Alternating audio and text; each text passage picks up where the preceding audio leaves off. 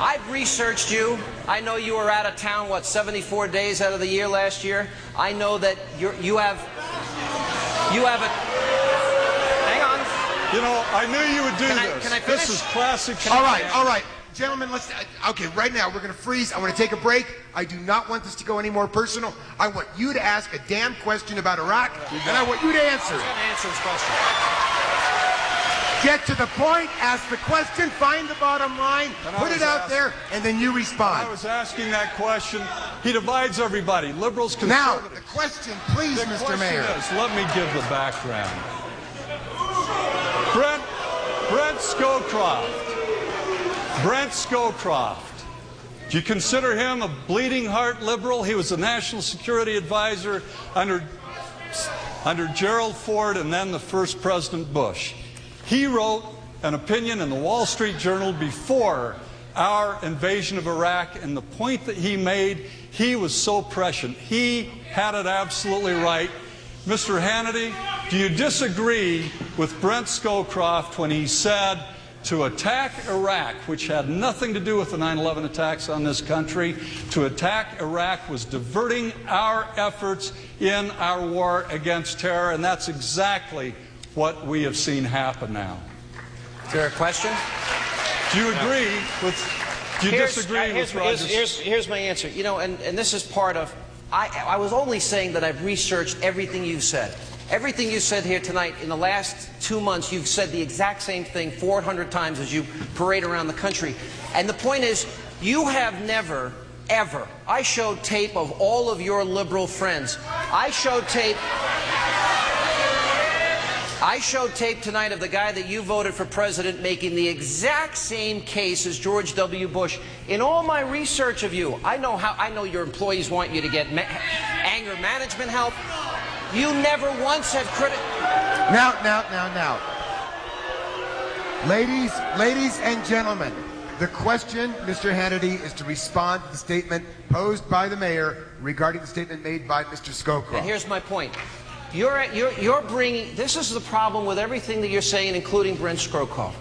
You are... Help us out. Gentlemen. Ladies and gentlemen. This is, ladies and gentlemen, cherry-picking selective moral outrage. It is intellectually dishonest. If you are going to be critical of the president for the WMD argument, or the connection to Al-Qaeda argument, or the yellow cake argument, or the Niger argument, or any of the things, I've read your speech 10 times, you equally must be critical and intellectually honest. You should say tonight that John Kerry, who made the same case, Hillary Clinton, who made the same case, you should say tonight that they too must go. How long does it go on? Time has expired. We now change the opportunity. Mr. Hannity will question Mayor Anderson. The time limit is 15 minutes. I'm going to stay right on the point I was at. I want to know, this is a tough crowd. Here's a very simple question, no build-up. We saw a video tonight of the guy that you voted for president, and I read you the quotes. I think you're wrong. You don't know who I voted for president. Wait a minute.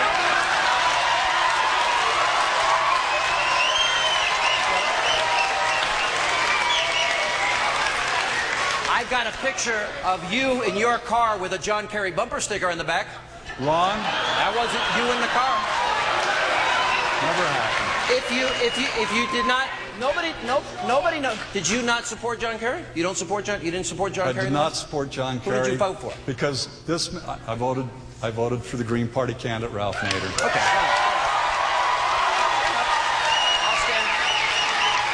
I'll stand on. I will graciously concede the point. He voted for the Green Party, but it doesn't. Is there a question? All right, ladies and gentlemen, let's get to the question. Here we come. Here's my question. But in all my research of you, Mr. Mayor, you focus on one person, George Bush. I have never heard on the issues of weapons of mass destruction. You have never, in any press I have seen, asked for John Kerry to resign, Hillary Clinton to resign. You admired Joe Biden, you've said in interviews. You've said you admired the former Klansman Robert Byrd. why won't you, and here's my question, why won't you show intellectual honesty? And if you're going to demand that George Bush be removed from office, what about some of your Democratic friends who made the same arguments? Okay. Do I get a chance to respond? As everybody here probably knows, and you say you've read my speeches, but apparently you haven't gotten through to the end, I think that our Congress is absolutely complicit. Those who voted for this resolution were wrong. And let me tell you, there was a national intelligence... Should he resign? I asked, should he resign? We're in response time, so let's let Mayor Anderson finish the response. There was a national intelligence estimate, the October 1st, 2002 National Intelligence Estimate, where the intelligence agency within the State Department, the DOE, said there's nothing to this aluminum tubes claim, where the Bureau of Intelligence and Research said that it was highly dubious that Saddam Hussein was buying uranium. And this is getting to the answer. That was provided to Congress. They could have gone into a secure room and read it, and by Senator Graham's report, there were about 6 senators that ever went in and read it, and I think every single senator that voted for that resolution needs to be asked 2 questions. Did you read the National Intelligence Estimate? And if not, why in the world not, with what was at stake? And if you read it, how could you have voted for that resolution?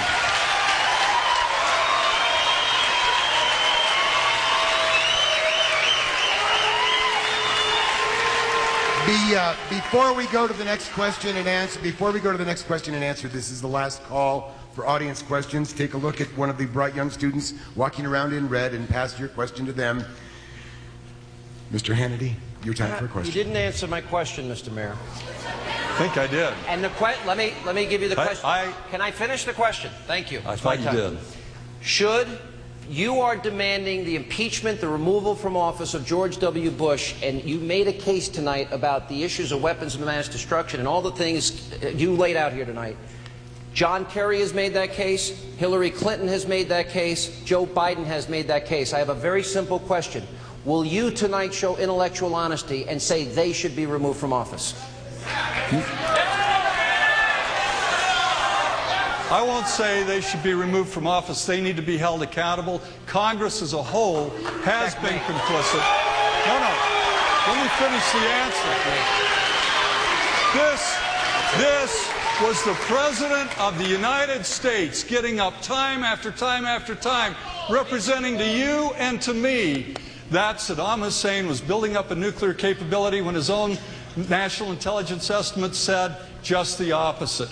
When he was telling us that he had his weapons of mass destruction, chemical weapons. The chief UN inspector, when they were there after the first Gulf War, said they had been destroyed. He is not a threat. That was the information that our president had, and he was selling us a bill of goods that has created tremendous tragedy for our world.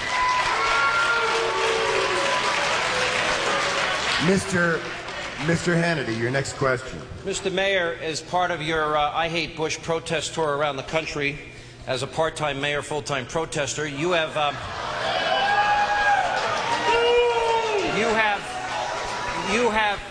protested with a woman by the name of Cindy Sheehan, and I met her. I've interviewed her. I feel very sorry for her. She lost her son. Her son's a hero. This isn't about politics. But I do question your decision to protest with her for this reason. She has said about our country that America is not worth dying for. She has said George Bush is the biggest terrorist in the world. Bush is 10 times a bigger terrorist than bin Laden. She's compared our president to Adolf Hitler. Oh. She called the president a lying, filthy bastard. Do you have an obligation as the mayor and representative of a city not to associate with people that use such incendiary language against our president? You know,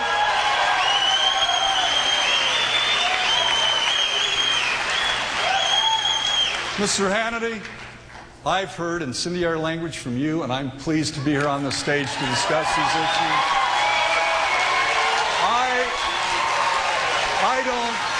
I don't agree with those statements by Cindy Sheehan, but when she talks about her son Casey, it brings tears to your eyes. I was recently with her and a number of other parents, including the Arredondos, a Hispanic couple. Their son was just killed in Iraq, and about 2 or 3 months ago, the father was sworn in as a citizen of the United States.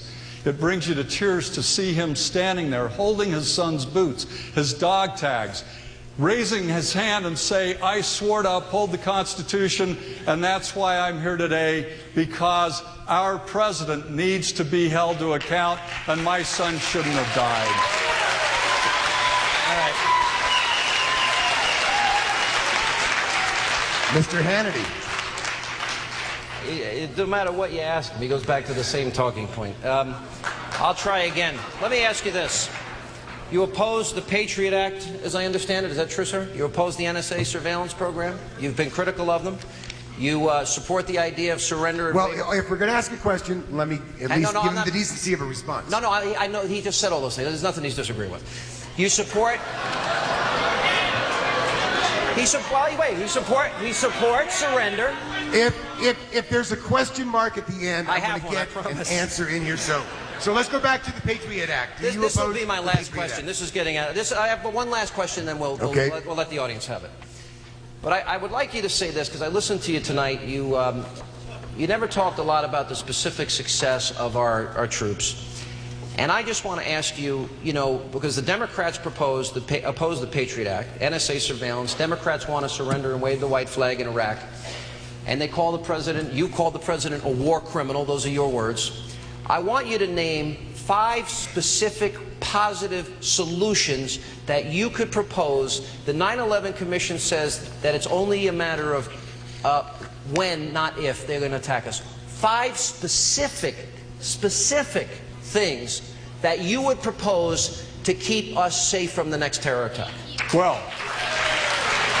first of all, let's get our resources back into Afghanistan and beat back the Taliban, as we should have done from the very beginning.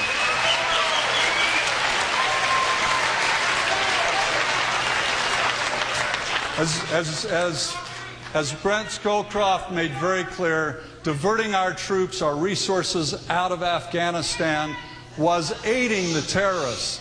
Now, as the National Intelligence Council has found, by us being in Iraq, we've been like a magnet to Al-Qaeda, where they didn't have a presence before, they do now, and every single day we're there as an occupying force. As an occupying force, we're creating more hatred, resentment, terrorism. So the second thing is, we get out of Iraq. Just a minute. We get out of Iraq as an occupying force. We bring the nations together in the Arab League. We have a president who won't even talk to Syria and Iran, the neighboring countries. We need to deal with them. We need to deal with the United Nations and put in peacekeeping troops who are not seen as a United States occupying force. Now, bin Laden, why did he declare war against the United States? I highly recommend you read the book, Looming Tower, by Lawrence Wright. He shows there how bin Laden, because the United States breached our agreement to get our troops, our bases out of Saudi Arabia after the first Gulf War. After the first Gulf War, he saw that as a Jewish and Christian occupation, the Muslim Holy Land. That's when he declared war against the United States. We've made it 10 times as bad by being that occupying force. Let me put us on pause for a second. I want to give the mayor another opportunity, because beyond going to Afghanistan, I want the 9/11 Commission report says it's a matter of when, not if. I want 4 specific things in this country you support to keep us safer.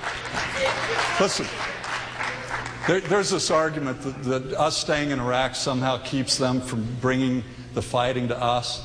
This is a sectarian conflict that we opened up by invading and occupying that country. Our own Department of Defense says that somewhere around 4% of the insurgents are members of Al-Qaeda. If they're going to attack our country, we're just egging them on by being the occupying force. The United States of America can't do that. Now, 3, let me offer. We stop kidnapping, disappearing, and torturing people and motivating these people to attack the United States. Our time has expired, and there's little more that I can do except move on to the next portion of this program, which is going to be fueled by your questions. Can I bring the house lights up a little bit more? I want to look at you. You've been so good. Thanks. The first question is actually addressed to me. Mr. Johnson, no, apparently I do not have a lick of sense. Hey, Ken. Ken, I have a question for Ken. What were you thinking when you accepted this? I do have a first question, and this question now here, gentlemen, you will each respond in a 1-minute fashion to these questions. These come from the folks out there. Joe from Far West. Mayor Anderson, you'll respond first. 1 minute. In attacking each other, have either of you considered your impact on the ideological middle ground of America? I think that 1 minute is a very good point. And I came in here tonight, I absolutely swore, I don't even want to say his name because this isn't about Sean Hannity or Rocky Anderson. This isn't even about liberals, conservatives, Republicans, or Democrats. You know, we've got to hold everybody accountable. And as Middle America comes together and we recognize we have the same basic, fundamental American values, we can come together as a nation. Let's stop the incivility, the name-calling, the labeling of people. Come together, all of us, and find solutions to these problems. Well, I find it very lacking in credibility, Mr. Mayor, because you're the one that called our president a war criminal. You're the one that called me a liar and other things. You're the one that attacked my staff unfairly. But putting all that aside, I will say this. I don't care what he says about me or anybody. I do care about this. If I could please finish. I do care about the reckless language of telling our troops they've lost when they're fighting a war the same guy sent them to fight. I do care about, you know, people like John Murtha and the things that he has said about our troops, that they're killing women and well, John Kerry said we're killing women and children in the dark of night, and they're terrorizing women and children in Iraq. I do care when John Murtha says that our troops are guilty of murder in cold blood when they weren't even tried or presented any evidence. I am concerned about the hypocrisy of the left, where George Bush was wrong on WMDs, but all their liberal friends get a pass. It's nice in theory to say that the language has gotten coarsened, but I would argue what has happened and the things that have been said about this president on a regular basis as he leads our men and women in harm's way is disgraceful.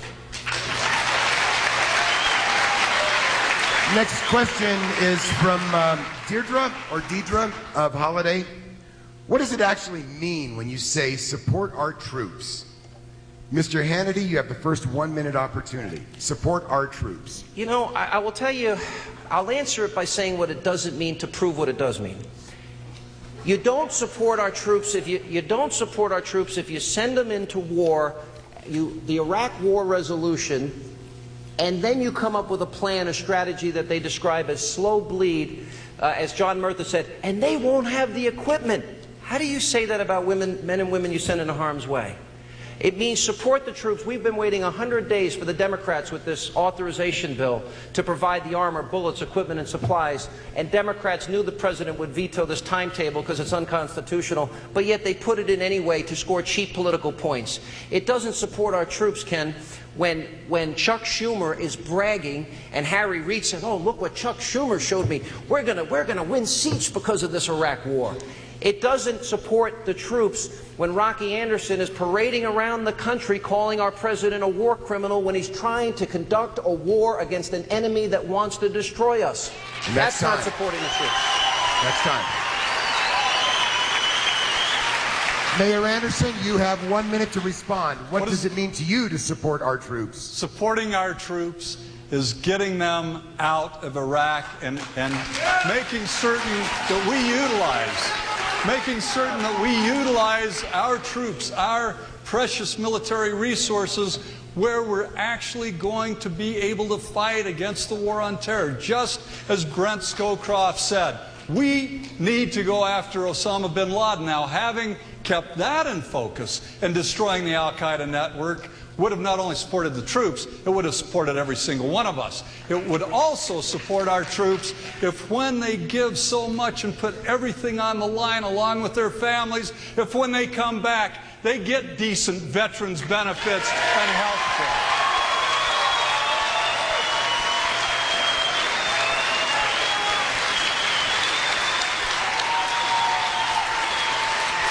Next question comes from Marcus in Centerville. What is success in Iraq?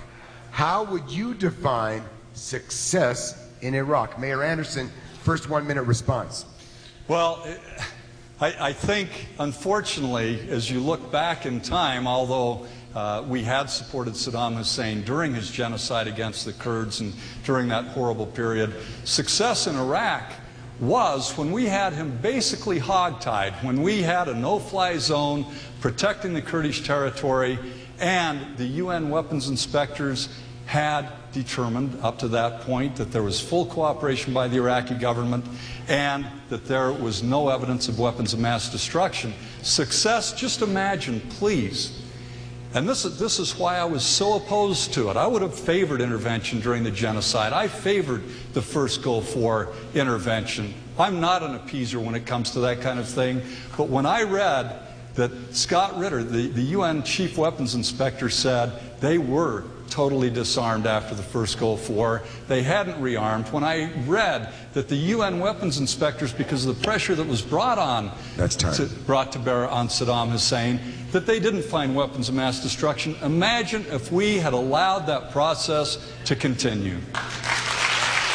Mr. Hannity, to you, help us define success in Iraq. I'll make it very succinct.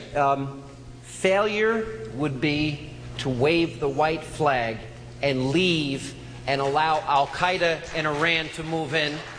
Success, yes ma'am, nice to see you, you're a great American. Success is very simply leaving at the point. Okay. Just a minute, please. Success very simply will be to leave when and only when, after this long investment, and it's hard and it's difficult and it's tough, when the Iraqis are able to sustain themselves militarily and protect themselves against the insurgency. Our next question. Mr. Hannity, our next question comes from Jennifer in Roy, and she states, mistakes have been made. We cannot change history. Let's put you in the Oval Office for one day. What would you do, one thing right now, if you were in the president's chair and the policy on Iraq? To change the policy in Iraq?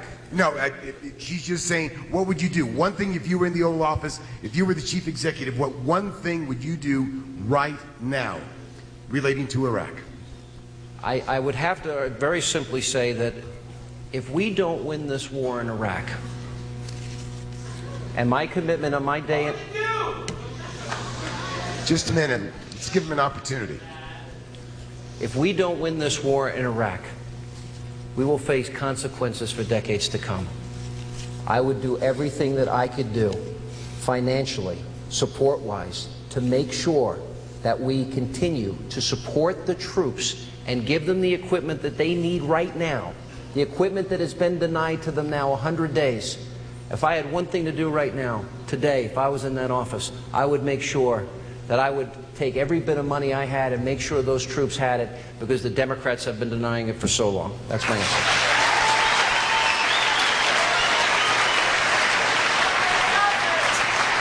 Mayor Anderson, we're going to put you in the Oval Office. And this is the magic wand question, right? I mean, if we can do anything. Magic wand.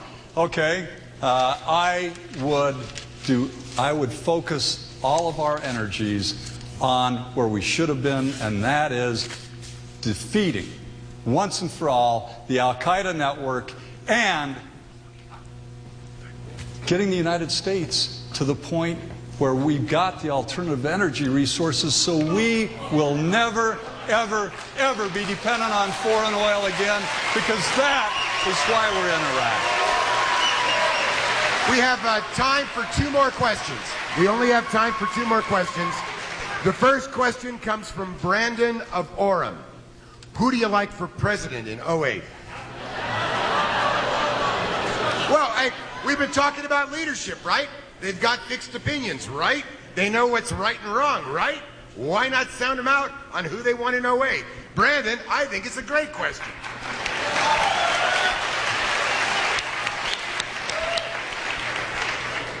Well, I'm here to Mayor announce... No, I'm just kidding.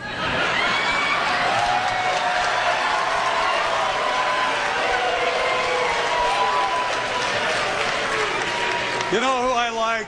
I like Bill Richardson. This man gets it. As governor of New Mexico, he has been out there combating global warming, finding a way for a better energy policy. He served as ambassador to the United Nations. He respects international law and United Nations processes, and he was also secretary of the Department of Energy. He's got the experience. I think he's a great guy. Right now, I'm liking Bill Richardson a lot. And Mr. Hannity?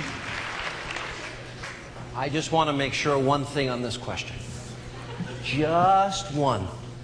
I don't want any of you to wake up the morning after Election Day next year, in 2008, and tune into KSL or Fox and Friends. Or KUED, of course. And I don't ever want you to hear that she has been elected. Ever. So my answer... Well, that's about 45 seconds. Any Republican but her. There you go. Final question of the night comes from Jeff in Logan. Jeff, are you still with us? Mr. Hannity, Mr. Anderson, you'll both have the 1-minute opportunity. Mr. Hannity first. What do you feel is the greatest threat to American values and our way of life? The answer is... I'll repeat the question to you. You can repeat it. Go ahead if you want. What do you feel is the greatest threat to our American values and our way of life? It is everything that we have talked about tonight. I mean, I know this is a little contentious at times, and I'm glad that you're all enthusiastic, but I will tell you this. This enemy that hit us on 9/11, they're plotting, planning, scheming, hoping, praying in their brainwashed, lobotomized state of mind. They think God will reward them with virgins, 72. 72. Oh, sorry. They believe that. They see nothing wrong with strapping bombs on their own children. If we ever get to the point where nuclear technology and terrorism merge, it is one of the most frightening, chilling scenarios we can ever have. That's why these debates are so serious. That's why we must defeat them now, so we will fulfill, we will fulfill the promise toward the next generation. We have inherited so much because of the sacrifice of others. It is our moral obligation, our duty, to see to it we stop them so we pass on to our children and our grandchildren the gift that was given to all of us. That's it.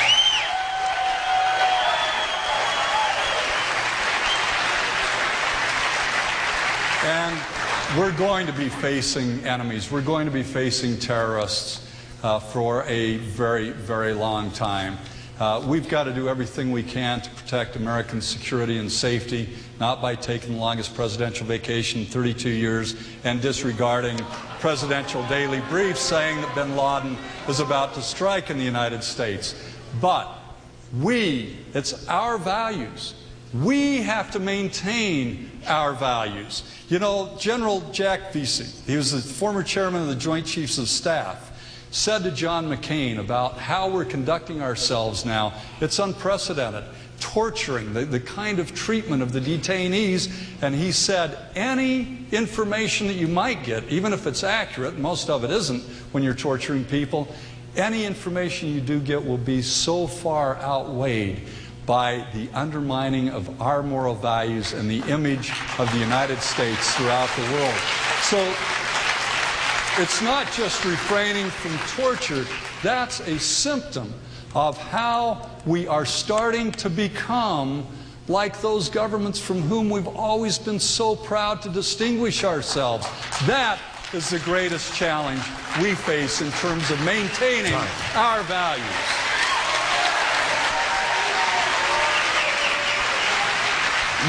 We now move to the last agenda item, which is a 2-minute closing statement from each of our participants.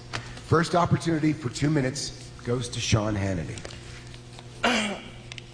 I just want to reiterate one thing. You know, I will tell you this. This is the serious thought of the night, is the brave men and women that are serving us that are in harm's way.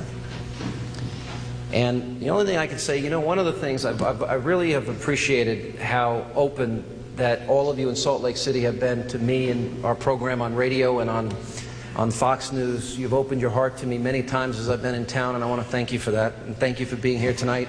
And Mr. Mayor, even though we disagree passionately, I think the free exchange is healthy. I think it's good for the country. I want to say one thing. What I love about Salt Lake is the values that you stand for. You're known as a community of faith, a community of prayer, which I think is the foundation of hope for all of mankind. And I just want to say in closing, I want to run this tape because, you know, I want to give the last word and my word tonight. I was in Iraq and I met the troops and we had this little impromptu town hall meeting. And I think they comment and reiterate how the politics here is hurting them.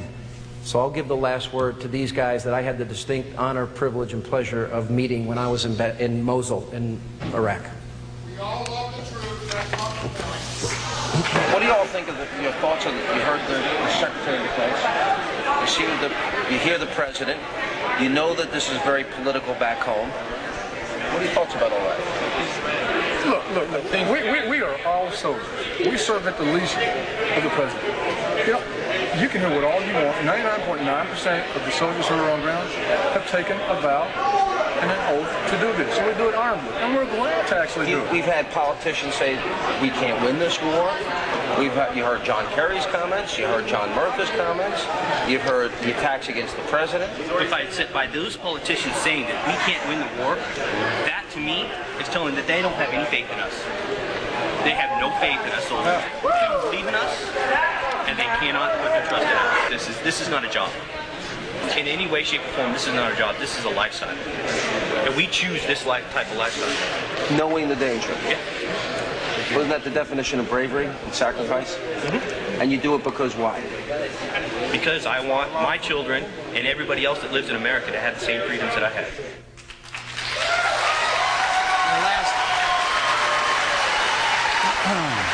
If I could say one last thing, they're the ones in our hope and prayers tonight and every night. God bless you. Thank you, Salt Lake City, for coming out. Thank you. Thank you very much. Thank you. And we'll reserve an opportunity.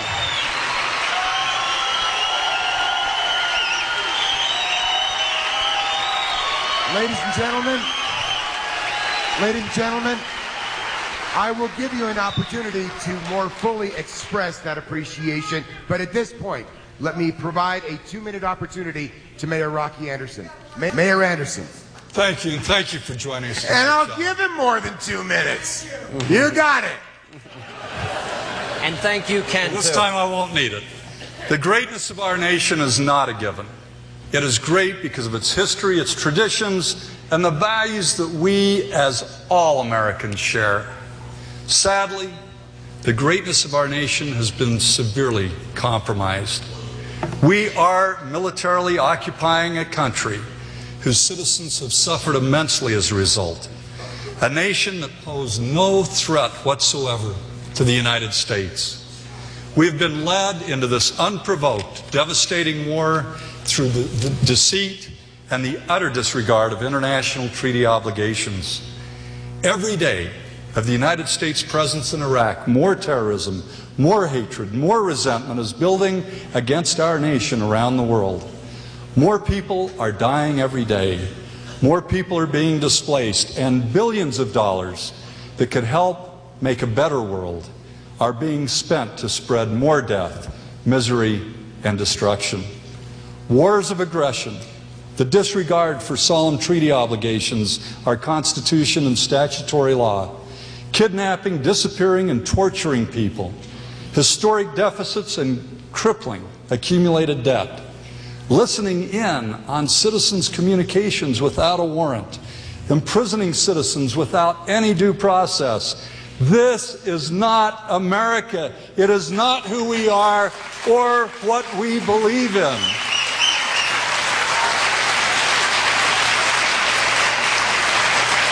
To remain silent is complicity. To voice our opposition, to put an end to this disastrous presidency, would send such a vital message to the rest of the world and to later generations. It would be the beginning of healing, the reaffirmation of our moral standing, and a return to a democratic, constitutional government that has been a shining beacon to the rest of the world. Thank you.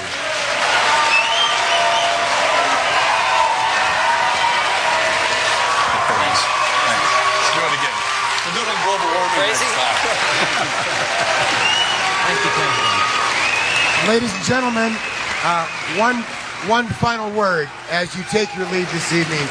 Once again, I want to thank the staff of Kingsbury Hall, Randy Rasmussen, and the entire technical crew for their support. I spend a good deal of my professional career wondering if America cares about the great issues of the times. Tonight, your questions, your involvement, seeing people lined across this entryway to buy tickets the other day for this exchange, all are arguments that the passion and the commitment and the caring are still very much alive. Thank you very much for your time.